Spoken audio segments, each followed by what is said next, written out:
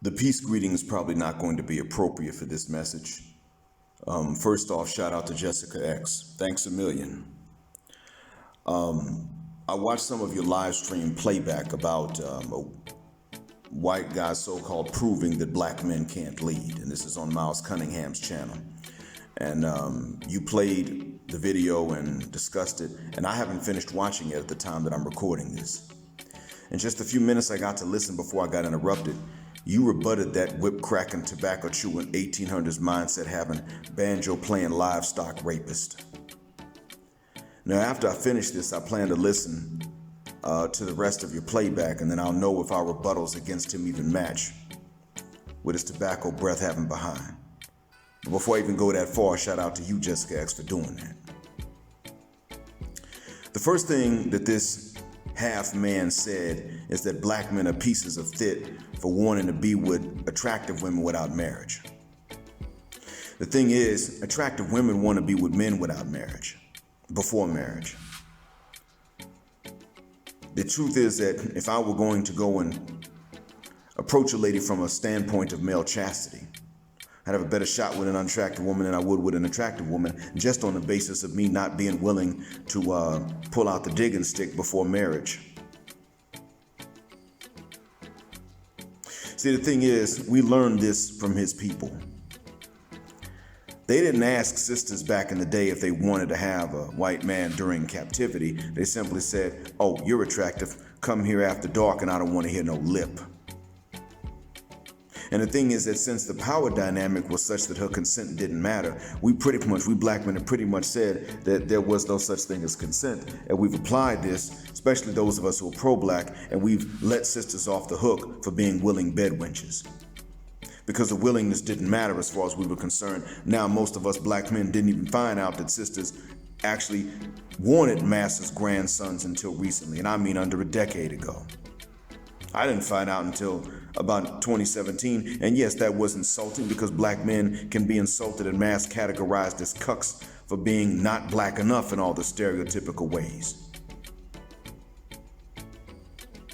But masters' grandsons with the same hatred as granddad can have some sisters, even to the point he can go on Bumble and never make the first move and get the young, fine ones.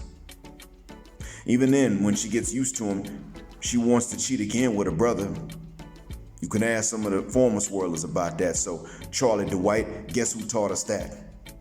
There was a time that you would have never had to feel the wait for marriage and wouldn't have had to marry a sister with whom you frolicked in the hay while waiting for your marriage to a Wyatt virgin. So don't categorize us black men like that when most of us prefer marriage until we learn the divorce laws that your grandfathers legislated in the first mother cuss word place, and a one-sided deal that the societies offer us for that, partially due to your authority. You said black men aren't in the homes because we're sheets of pit. Did you get that from a sister? See, you forgot the stats, man. Matter of fact, you never knew the stats, did you? That's why your breath smells like livestock vagina. Less than 18% of black men even can sire 80% of black babies born alive in the United States, as stats bear out. Very few adult black women in America don't have kids at all past 25. Yet 52% of black men are unmarried and childless, and 31% live with their wives. Additionally, we in Latin American men are the most likely to be involved with our little fatties. And I'm saying that as a compliment to the babies. I worked with a white cat back in Atlanta a long time ago who told me he was on child support, and he said he just wasn't dad material, so he just didn't have a relationship with his kid. Every black dad I know has concern for his kids, even if he didn't get to live with them. I'm not the only one. Ironically, one wanted to talk to his daughter, and he only got ticked off when she asked for money because he didn't have it. So he didn't handle the question very well, but he didn't cut her off either. So what I witnessed anecdotally is in line with the stats. You, caller, just wanted to sun some Negroes, and while I don't support Miles Cunningham or anyone else trying to give dating advice, it's for a completely different reason and you don't. You think you're a conservative on some moral high horse, but if that was the case, you wouldn't be willing to live in America off of the labor of black folks that never got paid for it. But you also said that black folk have to have a foot on our necks to be told what to do, as if your people don't.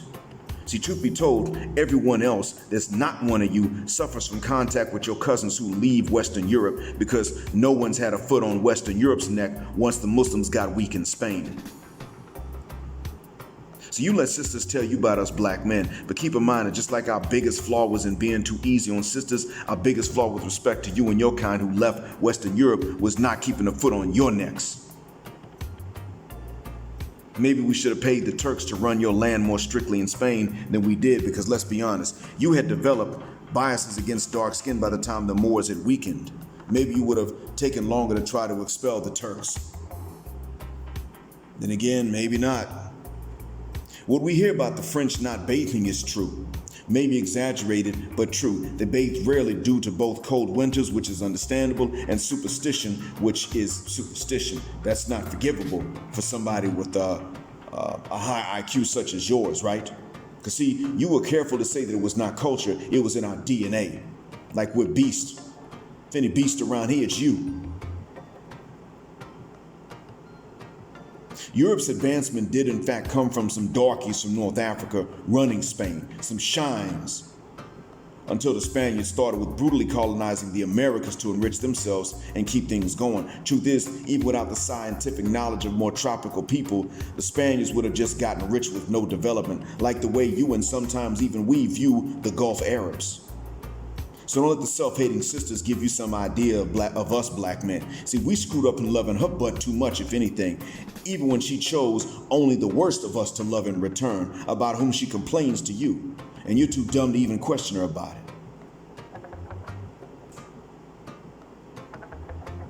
And your talk about IQ test and average IQ was on some antiquated literature.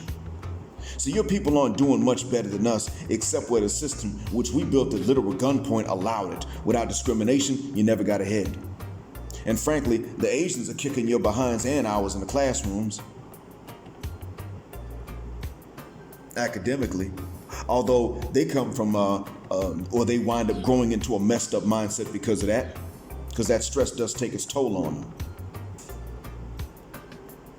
And the thing is, they're beating you at your own game, beating you at your own system. You come up with an entirely new world and ways to get ahead, and they superseded you with that.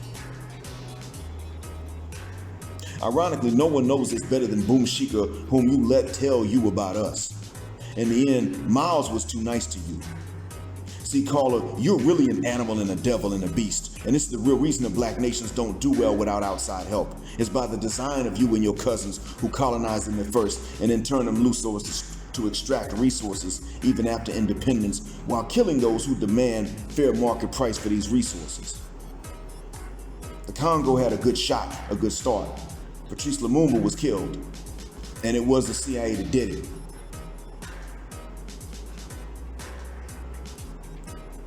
Haiti is in trouble because of crushing debt they just recently got done paying. It's going to take them time to get out of that. Now, as far as what Haitians will do to hold them each other back, we could talk about that, but let's be honest, you got the same type of people in Western Europe. They just don't, they can afford to do a little bit more and get away with it. European nations are rioting now, or at least they were rioting about 6 weeks ago due to vaccine requirements. Now, we weren't supposed to know about this in the Middle East nor North America, but it's happening according to someone that lives in Germany. What crushing debt has impoverished them, and they act like this? Hell, they resort to gang and tribal warfare ×2 over dumb things like football games, whether you're talking about American football or what everybody else calls football that Americans call soccer, on either side of the Atlantic.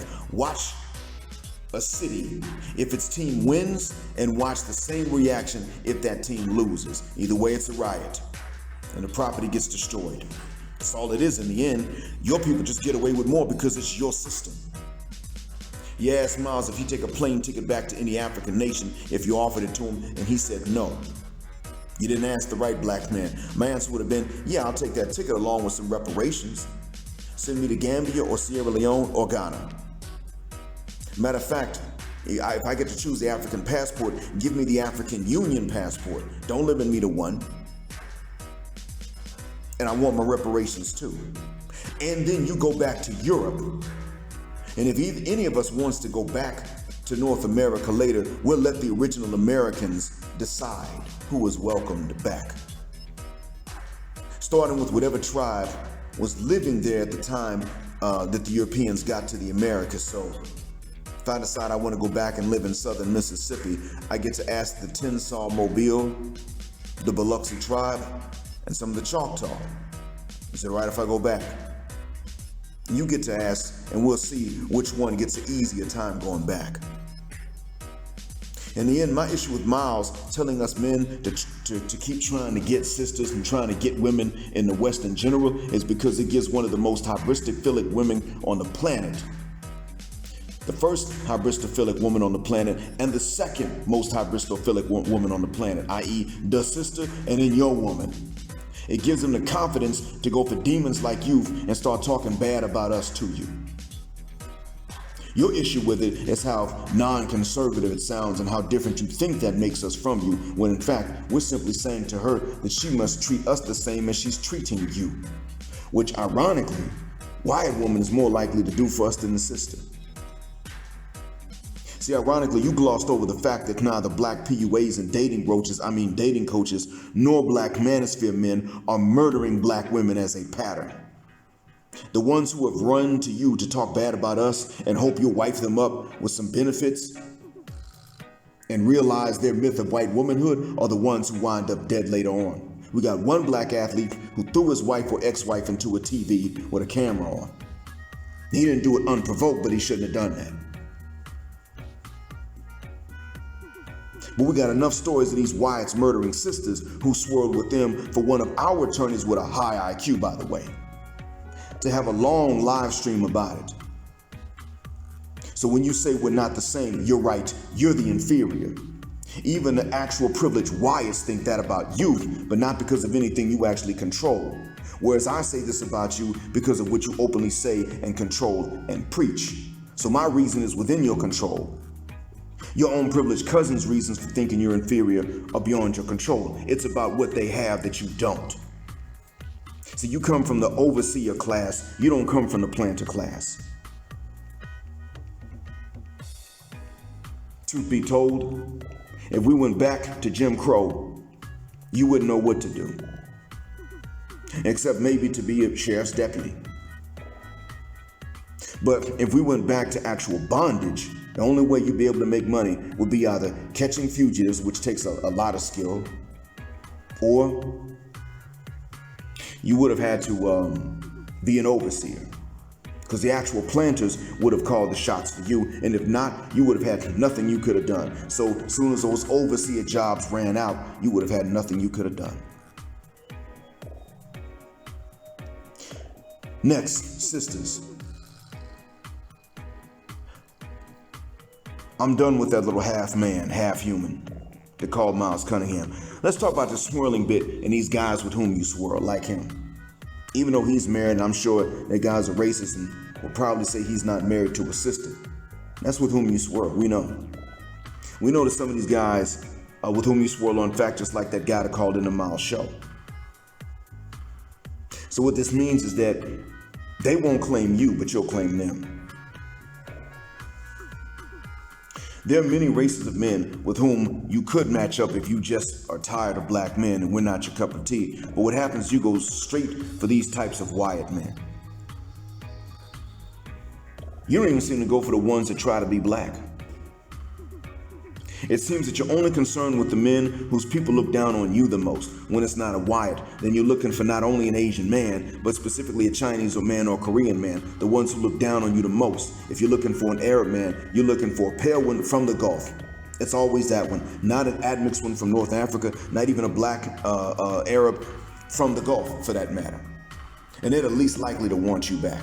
Hell, they barely even want their own women who are from the wrong tribes. There are black Arab men from the Gulf who might consider you if you don't have the typical attitude, stereotypical attitude, but you won't even think of them. If you find one that does like you, you're out as soon as you get the money, like Janet Jackson. Her husband wanted her back, but she was like, nah. Now, if he'd been one of those guys that didn't really like sisters, she'd have stayed. End of. How do we know? It's always like that. See, Frances Cress Welsing talked about this a long time ago. She wasn't really talking about brothers whose white spouses were calling them the N-word. She was talking about sisters whose white male mates and spouses and partners were using the N-word and using racist language. They felt comfortable doing so. Oh, by the way, speaking of Janet, didn't she have a semi-black man's baby and give it up for adoption? She knows now that brothers are where it's at.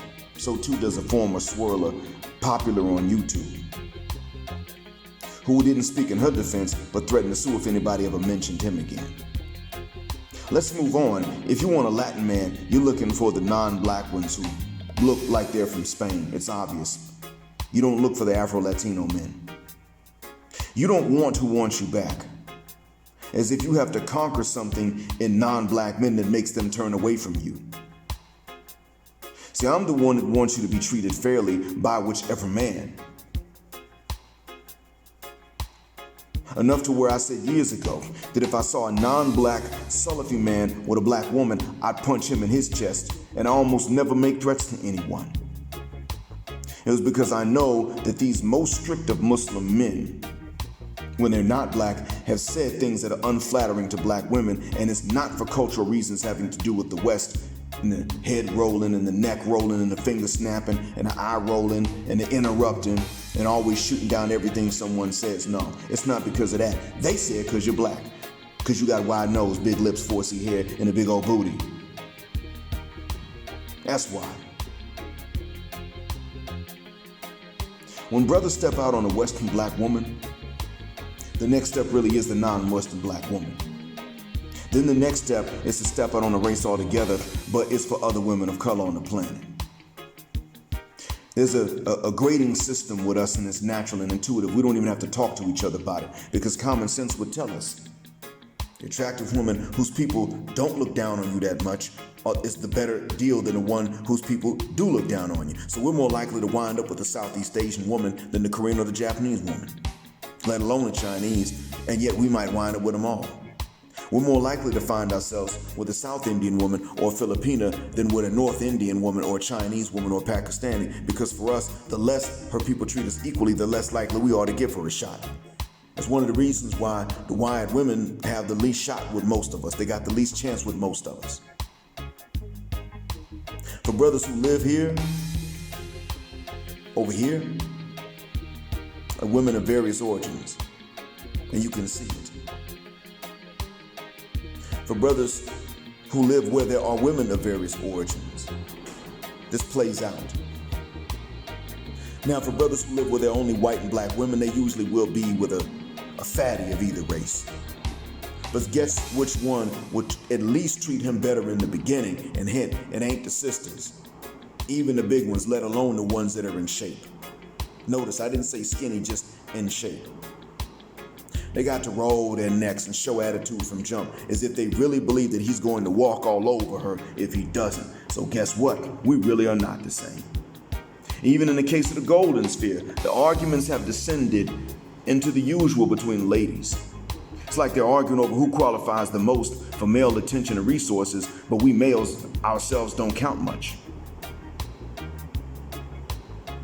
And in any case that they do value any particular man, at some point, he believes in producing for them in exchange for less.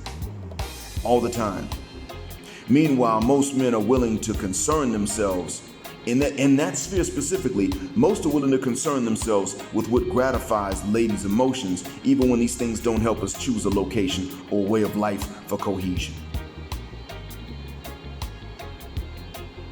Meanwhile, our valid concerns are no importance to the ladies. Even when they don't want to fight with the men, they just don't care. More proof that we aren't the same. And this is more of why it is that I always say,